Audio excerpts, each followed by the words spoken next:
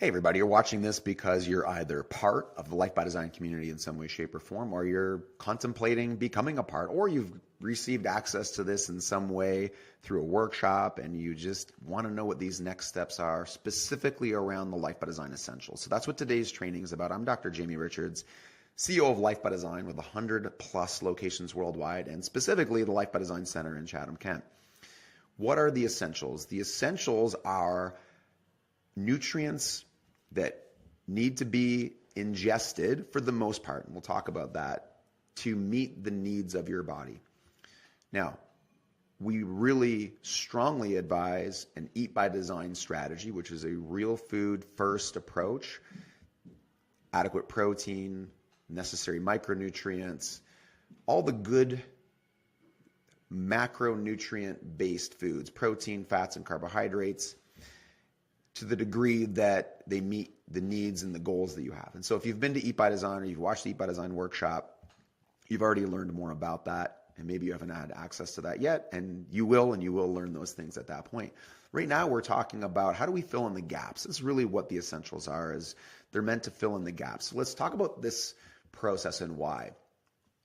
On the top level overarching theme, certain nutrients are necessary for the body to work. If you look at the Life by Design logo, it's a flower.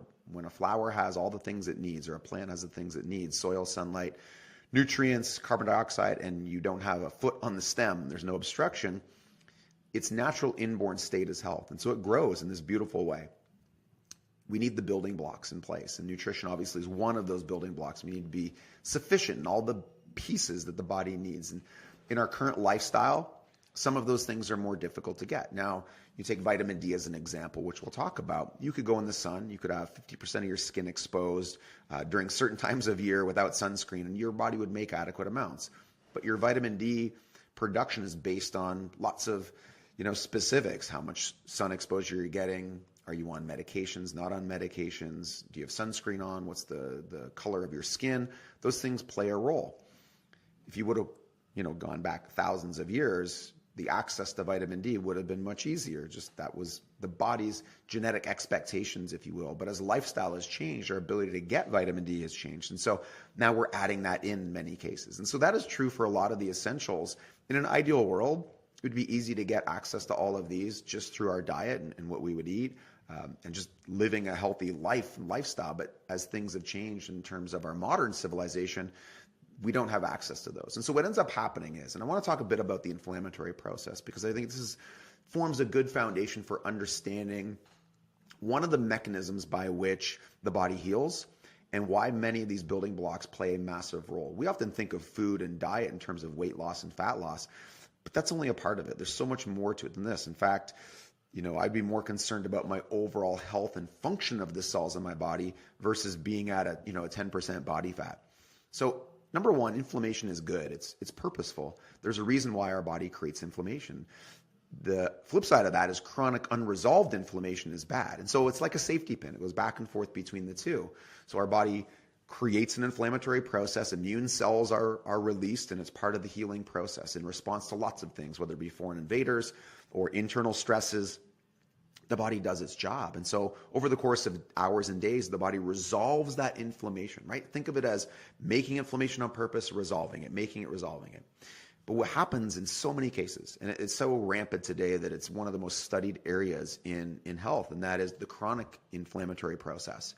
So what happens is these cells that were created to help the body, they don't resolve for some of the reasons we'll get into, and then they stay present inside the body, and the body tries to attack them. They see them as foreign, creates an autoimmune response. It creates this chronic inflammatory process, and this can last for, literally months and years and decades in many cases, and it forms the basis of a process that is essentially eating away at your cells and organs and tissues. It's really an extraordinarily damaging process, and it is like a cup of water that's getting filled up. It's not just local to the area. So, inflammation in one area. Let's talk about the spine. Many of you are here through that process, biostructural restoration. When the spine doesn't move, you have essentially a cavity in your spine. Local inflammatory process. impairs the nervous system sending signals, and then that inflammation overloads or overflows, and it starts to end up as systemic inflammation everywhere, and then goes on and damages tissues in the body. And it's not just in that area. It's literally everywhere, from top to bottom, from the brain to the pinky toes. You take conditions like Alzheimer's to neuropathies, right? You have inflammation happening all over the body. You've heard this term potentially inflammaging, which is just, accelerating the aging process because of this chronic low-grade inflammation. And it's not in response always to, I have a bacteria and I've got this hot burning, I'm inflamed. It's a chronic low-grade inflammation. In many cases, you don't notice until many, many, many years later. And so it destroys and deteriorates the body. And it leads to the breakdown of our body over time. And really the important point here on this slide is that symptoms are the final stage of that process. We go from function to malfunction to disease to symptoms. So you can't judge your health on how you feel. And so many people do. You can't judge your health on, well, now I have a diagnosis, because that might have taken decades to get to that point. You truly have to meet the needs of your body consistently over time. And so the goal of the essentials is to talk about how do we meet those needs, specifically around supplementation. Because I think that for the most part, we should be focused on real food first, but there are simply just some supplements that are going to help you fill in the gap. And those are what we call our essentials. So we're going to talk about those specifically around the nutrient sufficiency. We're not going to get into movement and sleep sufficiency today. So let's talk about them and give you clear ideas about what your dosages should be. From day one in your process, assuming you're in the biostructural restoration process, or maybe you're going through the Move by Design training system, or both, from day one, in an ideal world, you're applying and utilizing the essentials. They're an easy way to start giving your body what it needs, even if you haven't made dietary changes or you're early in these other steps. Vitamin D sufficiency, so making sure we have enough vitamin D. For the most part, we want to have, or we're going to need, I should say, about 1,000 international units per 40 pounds, all right? So 1,000 per 40, which puts most adults between 4,000 and 6,000 units. I mean, if you look at this study on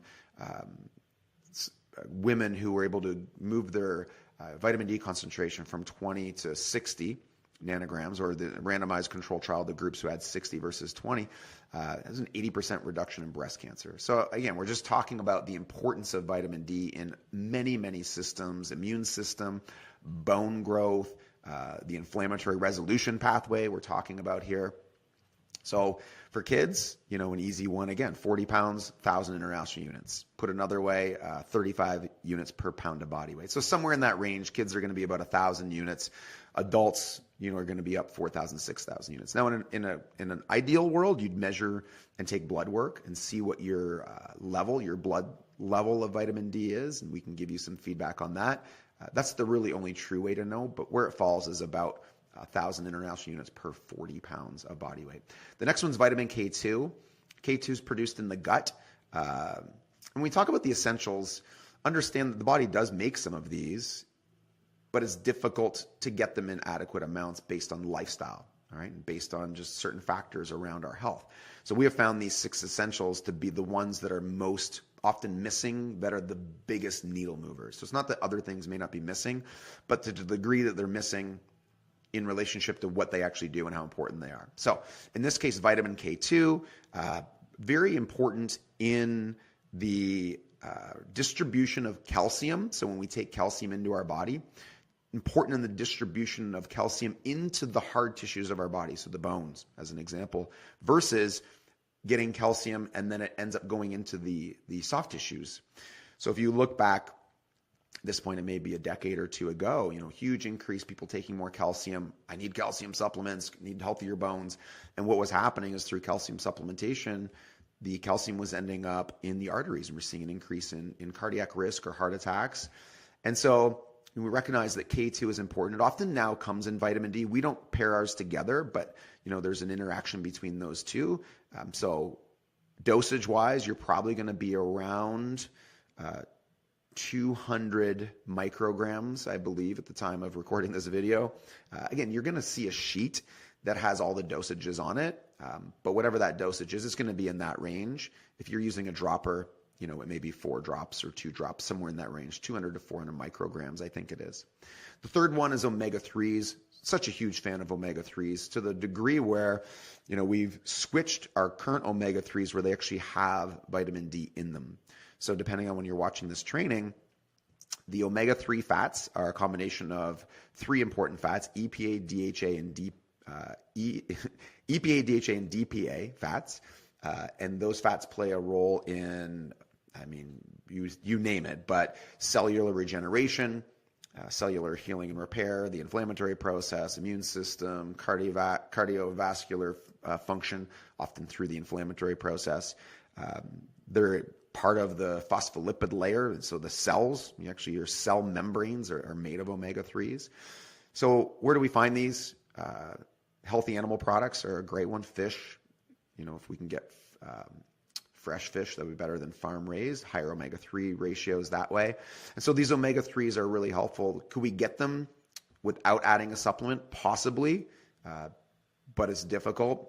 Again, it's not so much the amount of omega-3s, although that's a part of it. It's the relationship between omega-3s and omega-6s. So that pathway, omega-3 and omega-6, is part of the inflammatory resolution pathways, as we were talking about. And so making sure you have enough of that, a huge advocate of making sure omega-3s are being taken by kids, babies, pregnant moms. Really all these essentials are essential for that reason. They're not, we don't like to position anything we're doing as a this for that. Oh, I have this condition, I need to take that. This is really about what our body needs in order to work properly. And magically, when you have what your body needs, whether it be nutritionally, movement-wise, rest, sleep-wise, and you do that consistently for long periods, the body heals. And a lot of conditions that once were present disappear. It's not, people often think that you develop diabetes over a day. Oh, I was healthy, and then the next day I got diabetes. That's not how it happens. These are long processes due to generally deficiencies in many different things, or toxicities, or the combination of those two. And so to remove toxicities from your life and lifestyle and become sufficient in all of these different things, omega-3 status, vitamin D, vitamin K2, movement, rest, going back to the plant analogy, give the plant what it needs and allow it to do its job. And when it does its job, you have less brown leaves than you had when it wasn't having all the things that it needs. Couldn't make it any more simple. And so dosage wise, the current product we're using, if you're using capsules, it's going to be 4 caps for adults. If you're using the liquid, it's going to be 2 teaspoons for adults. It comes with vitamin D in it. It also comes with vitamin A in it, cod liver oil. So it's a mix of these different things. So there's a synergistic relationship between vitamin D and vitamin A in the way that they play off each other to allow for absorption. So we've switched to this product. So we're very happy about that. Super high level quality product. A lot of them, you're not going to get this combination. This is why we're using this one. So if you follow the adult dosage, you'll have 4,000 of your vitamin D in that dosage, meaning if you were at 5,000, you only need 1 drop of vitamin D to make up the difference, as an example. So just know that a large bulk of your vitamin D is going to come inside these omega-3s, okay? The next one is microbiome restoration, so gut bacteria. It's as much as replenishing the gut. So probiotics would be a great use here. Ours has, I think, 10 to 30 billion in terms of the strains. Broad spectrum. The other side of this is, if you're taking a lot of antibiotics, on a lot of medications, chronic inflammatory process, you're destroying the gut biome, and it makes it difficult for a lot of things. It makes the immune system suppressed, makes it difficult for healthy digestion. So one of the reasons why people think, oh, well, I can't eat beef. This comes up a lot because of my digestive system. It's not the beef, it's the digestive system. And so the beef isn't the problem. The problem is you have a digestive dysfunction. And so starting to manage that, and this is one of the ways we can do that. You can use other fermented foods that would help that. But again, I think an easy way is adding in some broad spectrum probiotics at the dosage on the bottle, and this one is fine. Magnesium sufficiency. Magnesium plays a role in thousands of processes inside the body. Very important. 200 to 400, I believe, micrograms again. We use a magnesium citrate. You could go with a magnesium biglycinate, which for some people they digest easier and have less digestive upset. We stick with the citrate. the research says there's not that big of a difference, and the citrate is generally less expensive. So we use the citrate. And for me, I'll take a little bit at night before I go to bed, and I'll use the other half of my dosage in a drink throughout the day, where I'll also add one of our other essentials, creatine, and a little bit of sodium. Which leads me to creatine. Creatine was once thought of as a bodybuilding supplement. Oh, we just use that because we're trying to get big muscles. And it is now, at this point, the most researched supplement that exists, got an incredible track record, and it's dirt cheap. Now, one of the reasons why it's great is it's part of the brain energy system, the cellular energy systems, and it is now being used in cases where people have Alzheimer's, neurodegeneration, concussion recovery protocols. And it's now starting to essentially be accepted that, most people are probably deficient in this. Part of that is the movement away from meat, although we're big fans of healthy animal products. So you may get more if you are consuming an Eat by Design diet. So for the most part, I use 5 grams and recommend 5 grams. For children, they could use a gram or 2. I just mix it in my water along with some of my magnesium, and that's something I drink during the day. If you're doing it around workouts, you could do it then, but really it's neither here nor there. 5 grams, really easy to add in and to dose that way, okay? This plays a really important role in a lot of things that we didn't understand. Now we do, so now we're adding that in. And that is really the essentials, in addition to all the other Life by Design steps, starting off by getting these in place and getting your dosages correct. If you need help with the dosages, you can ask one of your doctors, corrective chiropractors or coaches, and they can help you with that. We have some sheets that you can add your dosages onto, and we can audit those for you just to confirm that you've got those dosages in place. And the dosages can be adjusted for children as well, infants as well. An essential is an essential. The body needs it. The body needs it. Young plants need water too.